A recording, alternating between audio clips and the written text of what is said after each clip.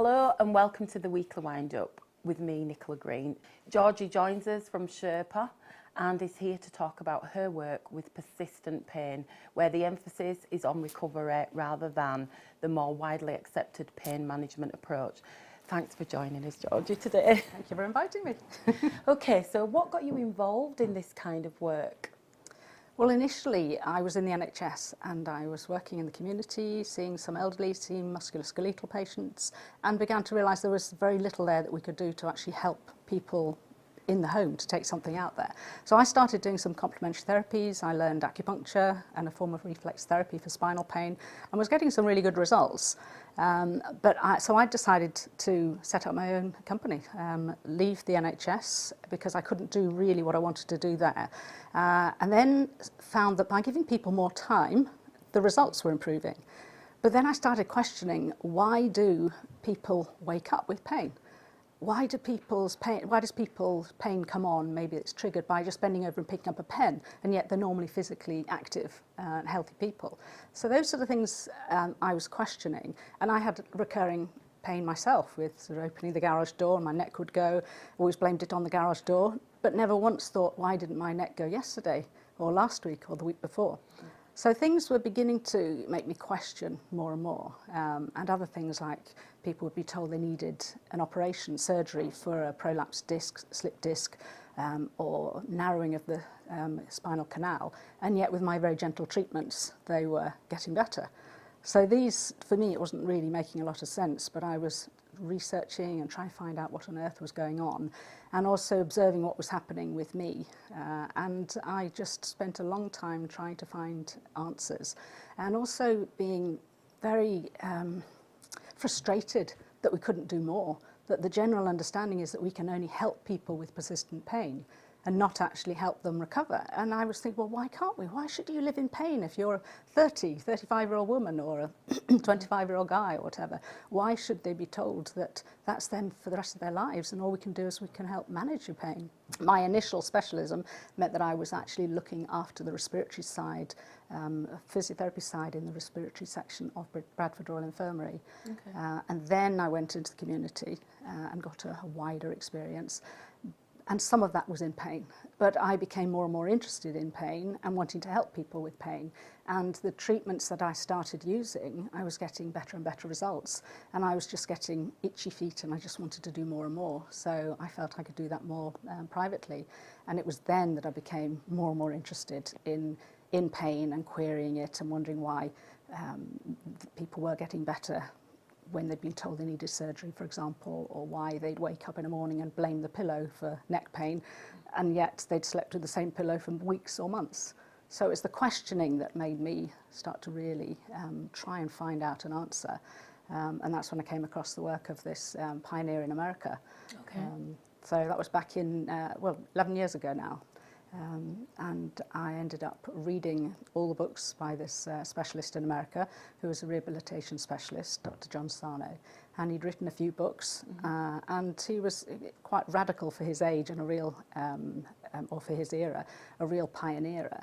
And he'd begun to see back in the 1970s or looking at what I was actually looking at and wondering why people weren't recovering with chronic pain. And so his findings were that actually pain was not, chronic persistent pain was not due to a physical cause.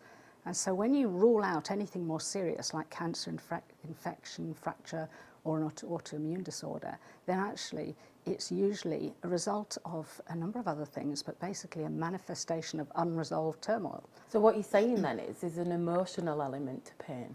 There's absolutely an emotional element, and thankfully over the last 10 years or so, there's more and more evidence showing that. And actually now, if you look at the functional MRI scans of people with chronic pain, it shows that the activated areas in the brain are not in the areas where the pain's felt, but actually in the emotional centres of the brain. Wow. So, Sherpa, what is it then? What is the treatment? Well, SERPA stands for Stress Illness Recovery Practitioners Association, and that's something I started up in 2010. back in 2007, when I came across this work, I started buying the books and recommending them to patients and supporting them through that. And it was by doing that and resolving all my recurring health problems, I began to realise that this was huge. This was much more than just sort of a tool you could give somebody. And people were recovering. And so I ended up trying to find an answer to this, trying to find out where I could find more out about it. And there was nobody in the UK or Europe. So I ended up going over and visiting Dr. Sarno 11 years ago now, and spending some time with him and being able to observe what he was doing with patients. Came back and set up my own programme following his what he was doing. And over time began to develop that. And in the meantime, because there was nobody over here doing the work, I was going back to the States, and thankfully there were a number of people globally interested in this work, so it was beginning to evolve. Dr. Sarno, at the time I saw him, was 83, and he actually died last year. So he has really done some amazing work, and over the last 10 years, many people have been developing that and raising more awareness as well. So having having been to the conferences and developed strong links with some of the other specialists in America, I decided I wanted to set up SERPA. And that was for a number of reasons. One, it's very hard for me on my own to raise awareness for this amazing work, but also I wanted people who might be to find people who might be interested in doing some research. I also felt if I teach other health professionals this, they can then spread the word further as well. And it gave me more peer support over here in the UK. So where can people find out about the work that you're now doing?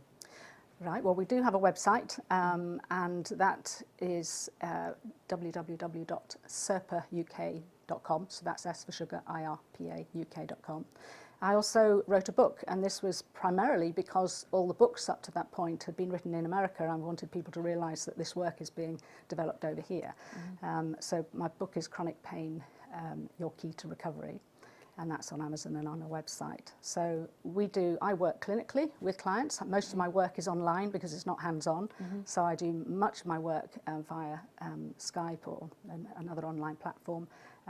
And we now have about 100 practitioners who've gone through our courses, who work around the UK and further afield. And this year I'm moving my training online. Fantastic. So easier to access. Thank you very much for joining us today, Georgie. You're welcome. So that's all we've got time for today on the Weekly Wind Up. You've been here with me, Nicola Green.